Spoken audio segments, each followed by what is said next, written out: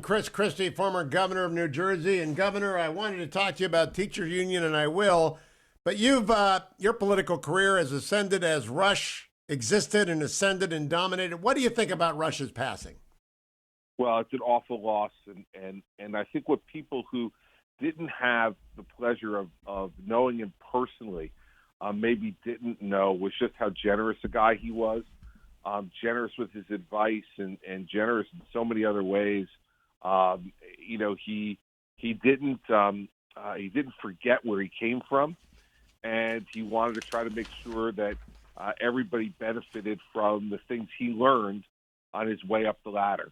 There's a lot of people who are selfish that way, as you know, Hugh, and Rush wasn't one of them. As for his impact on the conservative movement, there were very few people that I met who were able to crystallize the issues as clearly and concisely as he was, and then to make his arguments about them not only really informative and persuasive, but also entertaining.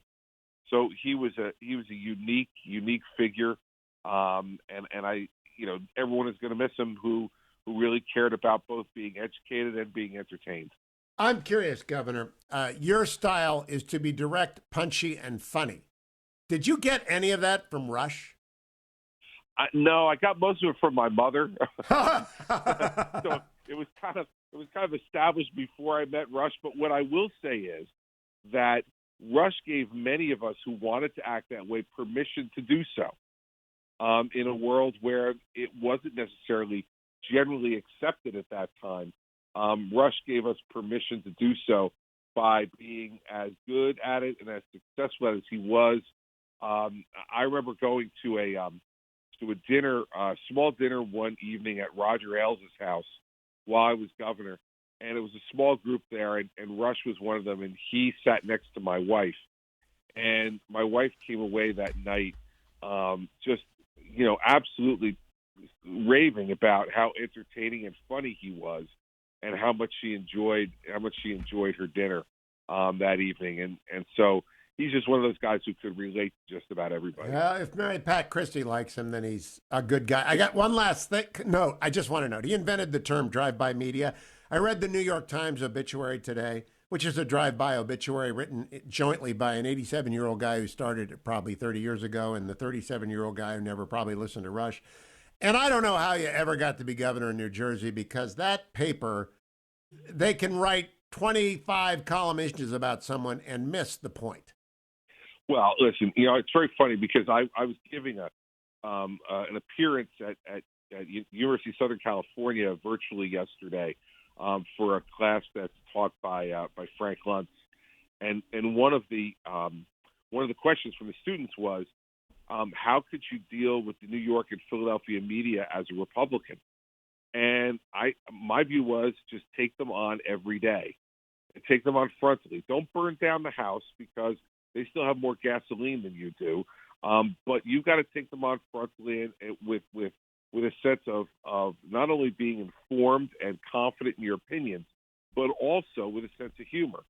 And that was one of the things that Rush was very good at, that even though I know he was annoyed by some of the mainstream media drive-bys that were done against him and other Republicans, he never lost his sense of humor about it, Hugh. And I think that's part of what we've lost as a Republican Party in the last few years is our sense of humor about it. And I think that that's caused us to be less effective at what we do. I use my Governor, humor all the time. I want to get two things to you, and we got 2 minutes left. Teachers' unions and the Chinese running the Olympics. Michael Waltz, a congressman, was on the show this week, called for a boycott of the Olympics in 2022 in China. What do you think about how should GOP be dealing with teacher unions who will not reopen, and what ought we to do about the Olympics? Well, Hugh, I'll have a piece in tomorrow's Wall Street Journal about this. I have a long history with the teachers' unions. But, everybody said follow the science until Randy Weingarten said don't follow the science. And then all of a sudden, now we don't follow the science. All the science tells us that opening schools is not only not dangerous, in fact, much less dangerous than any other type of community spread, but it also tells us, Hugh, that the impact it's having on our children not to be in school is devastating. the suicide increase in the Las Vegas area, the increases in drug abuse and depression among children is going to be an issue we're going to be dealing with for years. It's going to be the next public health crisis after we defeat COVID. And the teachers union is selfish. I learned that in the 2010s in New Jersey and fought them, as you know, hammer and tong. And this is the new fight against the union, who, not the teachers themselves, because lots of teachers speak out.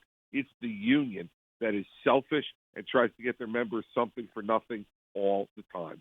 We will read that tomorrow. Very quickly, the waltz option in the Olympics, boycott or not? I would not boycott because I don't want to penalize the athlete, Hugh. I don't think the athletes should be used as pawns, but we have to get much, much tougher on China in ways that will matter to them even more economically and otherwise. And I don't think we've done a good enough job at it. Governor Christie, it is always a pleasure to talk to you. Keep coming back. We'll look in the Journal tomorrow because nobody has more experience telling the truth about the teacher union than Chris Christie.